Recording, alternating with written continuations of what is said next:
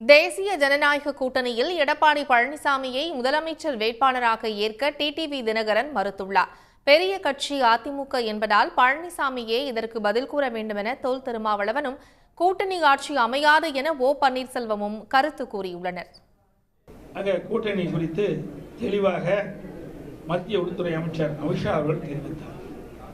அனைத்து இந்திய அண்ணா திராவிட முன்னேற்ற கழகம் பாரதிய ஜனதா கூட்டணி அமைக்கப்பட்டிருக்கிறது. இந்த கூட்டணிக்கு அனைத்து இந்திய அண்ணா திராவிட முன்னேற்ற கழகம் தலைமையேற்கும். அனைத்து இந்திய அண்ணா திராவிட முன்னேற்ற கழகம் ஆட்சி அமைக்கும். முதலமைச்சர் வேட்பாளர் இபிஎஸ் அவர்கள் தெரிவித்தார். எல்லா ஊடகத்திலையும் பத்திரிகையும் வெளிப்படுத்தினீங்க. அதையே ஒவ்வொரு முறையும் கேள்வி கேட்டு உங்களுக்கு விறுவிறுப்பான செய்தி வேண்டும் என்பதற்காக திருப்பி அதற்கு ஏதாவது ஒரு வடிவத்தை கொடுத்து வெளியிடுவது சரியா? பாஜக தலைவர் சொல்றது அதிமுக முதலமைச்சர் வேட்பாளர் வர்றாங்க. அதாவது இதுல டெல்லி எடுக்கிற முடிவு தான். உங்களுக்கு அத்தனை பேருக்கு தெரியும். பத்திரிகை ஊடகத்துக்கு என்னை விட அதிகமா தெரிஞ்சவர்கள் நீங்கள். மாண்புமிகு மத்திய உள்துறை அமைச்சர் அவர்கள் கூறிய பிறகு அதற்கு அடுத்தாற்போல் யார் பேசினாலும் அது சரியல்ல என்பதுதான் என்னுடைய கருத்து.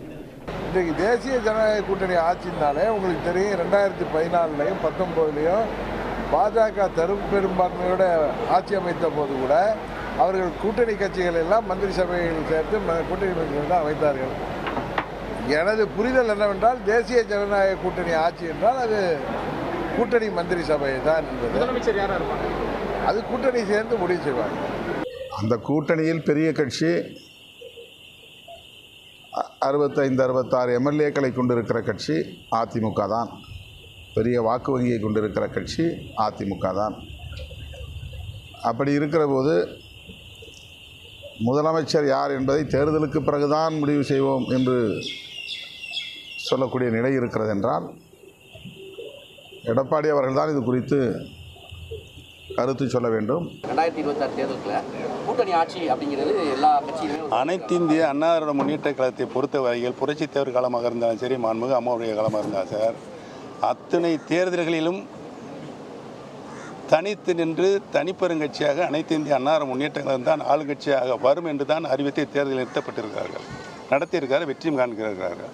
2026 தேர்தலில் ஒரு கட்சி தனிப்பெரும்பான்மையை ஆட்சி அமைக்கிறது சாத்தியம் இருக்காது. 2026 தேர்தலில் ஒரு மக்கள் நினைத்தால் முடியும்.